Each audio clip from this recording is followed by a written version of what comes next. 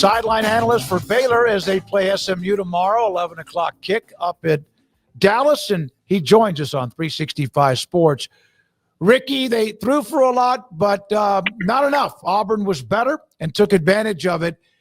Were you surprised at all that Sawyer did not, at maybe even if it was 2 or 4 times, take off and run a little bit? Yeah, I was. I think there were some opportunities there for Sawyer to run. I don't know if that was coach instructed or just Sawyer's instincts. It's hard to know. Really, nobody spoke to that. Coach Aranda said he was healthy. I do think it would have helped if he'd have taken off a couple of times. We saw that on the other side of the football, and it changed the entire football game. But had to have rushing yards. You know, you get the one run back from Washington, a 50-yarder. He's actually over 100 yards rushing, but you still only have, 120 total. Have to run the football better and better run it better this Saturday. It may be the same result. So, Ricky, I know it's mostly about the result and now the next one, but I really enjoyed that atmosphere. I don't know about you. It just felt like a big-time game, and you figured that it would with an opponent like Auburn coming in, and that might be very well the only time they ever come to McLane Stadium, but there was promotions out the wazoo, but it all worked, and it felt cool to be back, and that was a hell of a way to start off the season, even if it was a disappointing outcome. What did you think from your perspective? Yeah, the crowd was great. In fact, a couple of times I just took my headset off. It's really hard to hear any of that when I've got that headset on. So I took it off just to take in some of the crowd, and I thought it was phenomenal. And it really loud when we were in a spot to make a play. You could hear the crowd on third downs. Auburn had the ball. I thought it was really effective a couple of times. I thought the students were great. Really, really good crowd participation when we were making plays. Craig, you're right. That's one of the best I've ever seen there. It really is. Yeah, it was just obviously makes it for a lot of people that much more disappointing. They couldn't win, but that's the breaks. That's the game. So coming out of this, a lot of opinions on specific things, but were you finding yourself for a team that rolls into this year feeling like we can win 9, 10 or more, compete for the Big 12? Did you find yourself more encouraged by that idea or more discouraged by that idea, and why? I have a bad answer, but I think I'm neutral at this point. I think that was a game where we didn't really know what Auburn had. I think some people had that figured in, obviously, as a win, some as a loss. I really didn't know. I thought Auburn was a little better than I thought they'd be. I know specifically up front, I know they were better than I thought they would be.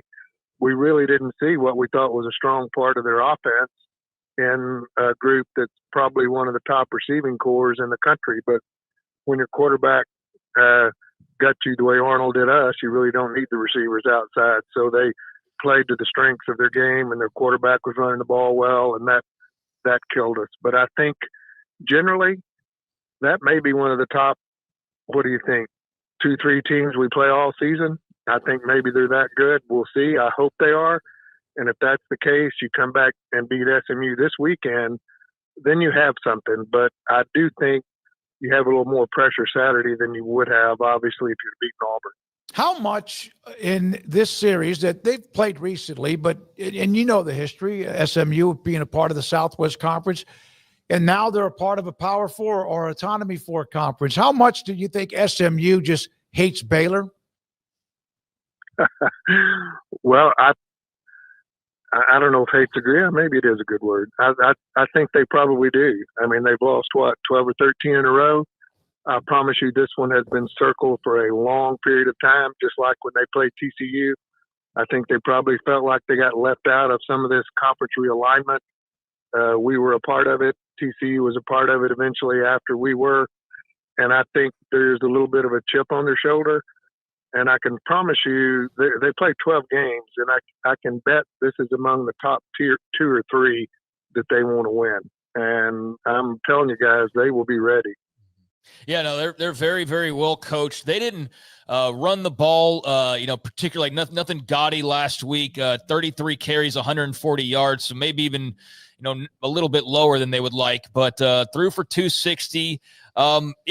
So rather than focus on their offense for a second, Jackie Marshall, I was just gobsmacked by how much everything in that game changed when he went down. Like, I get there are important players, but you would have thought it was like Ndamukong Suh was suddenly taken out of the lineup.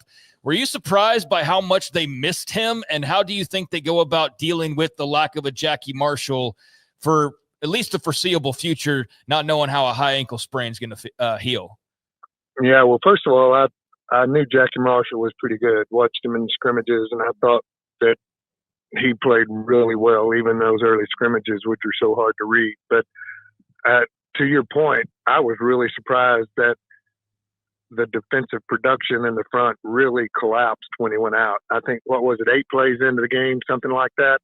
To that point, really, Auburn had done not much of anything offensively. And then he goes out, and it's Katie bar the door. They run it right down our throat, primarily with the quarterback. So, yeah, really surprised. Obviously, don't think he'll play this week. And if he doesn't, I'd hold him out against Samford too and try to get him healthy for Arizona State. But, you would have hoped that guys stepped up. They didn't. And these coaches have had a week to prepare for that, and hopefully they'll adjust some positions up front and get guys where they think they should be with Jackie out. Of course, remember you lost Betts to Florida, and then the tragedy that everyone experienced with the loss there with Foster. So some depth that isn't there, but they're going to have better play up front. They're going to have to do it next week against a team that's pretty good at running the football with the quarterback as well, without your best defensive lineman.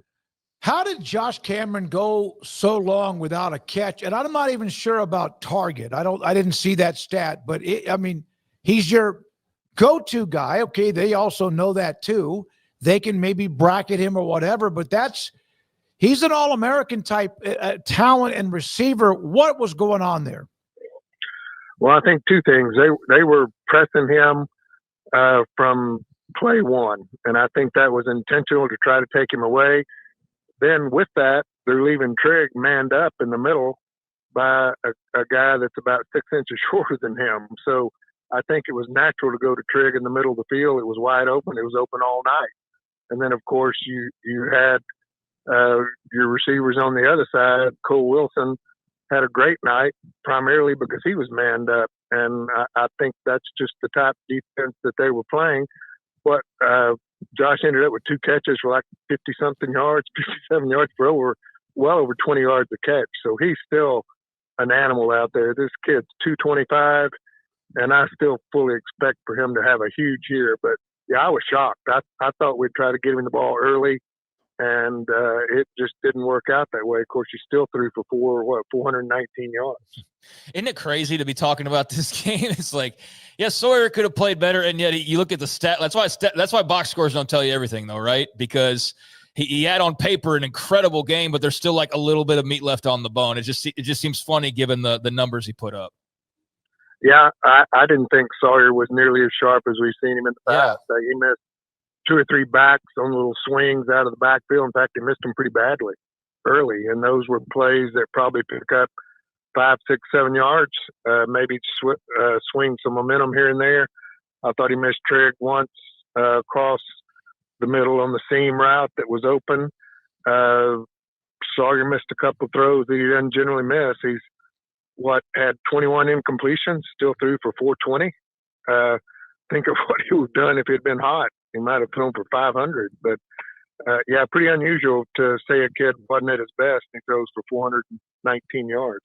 So, Ricky, they have some receivers. We mentioned Cameron, but they do have what looks like, and you mentioned the yards and stats for Sawyer. They got some dudes that can make plays at the wideout position. You, of course, played the position. Your thoughts?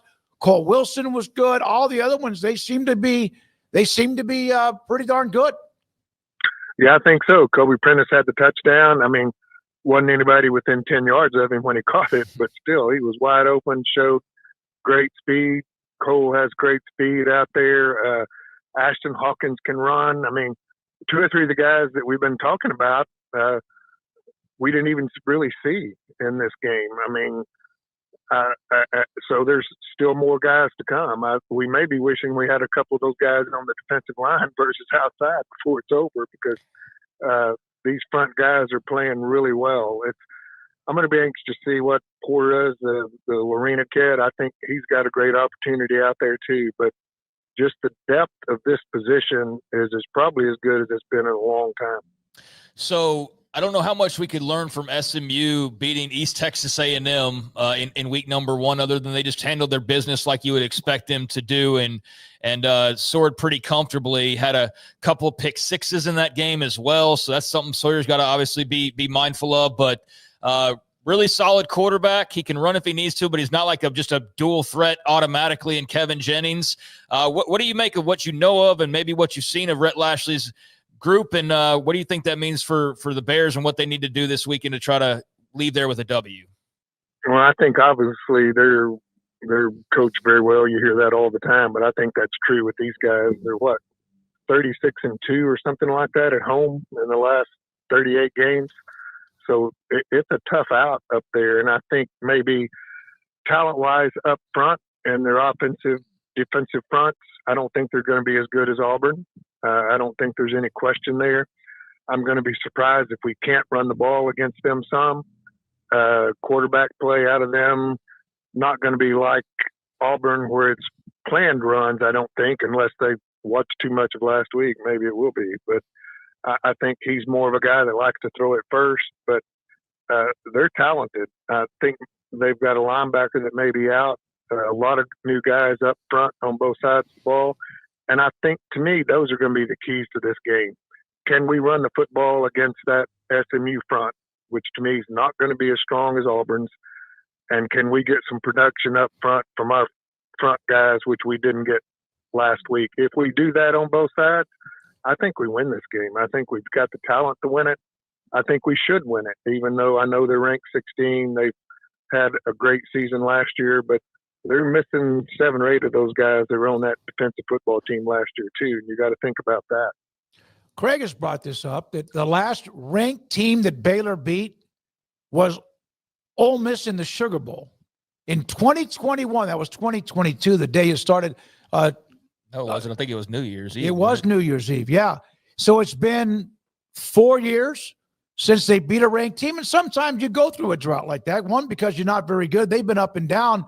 But that surprised you when you think about it, that it was back then? Well, yeah. Hadn't really thought about it, but I guess that's a fact.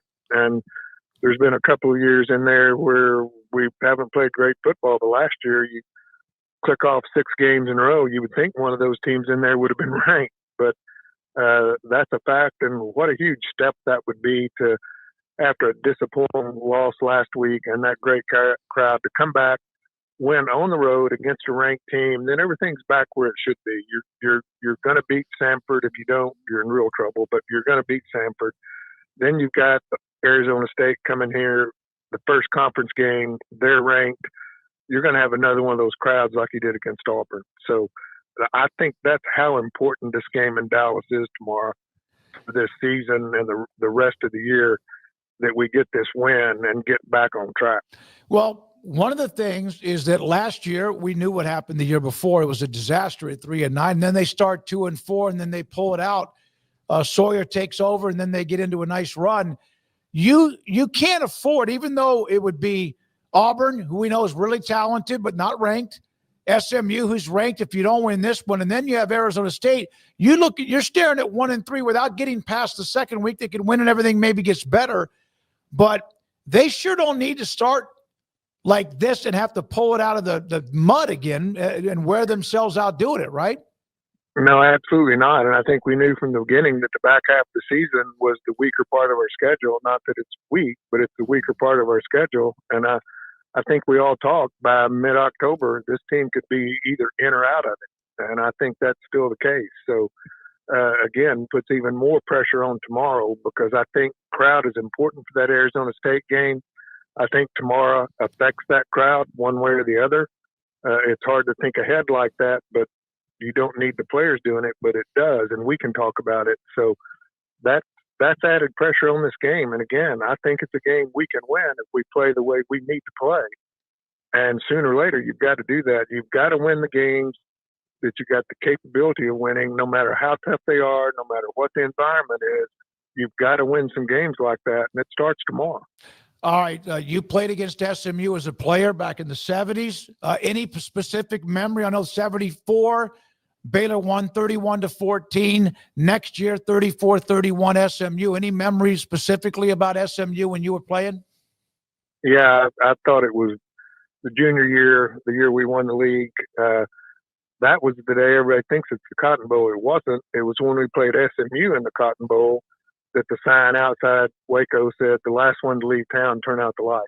That was actually for the SMU game. And that was in the Cotton Bowl. We won 31-14. And what I remember about that game as much as anything, it was like a home game. I don't know what the crowd was, but I know about 80% of it was green and grove.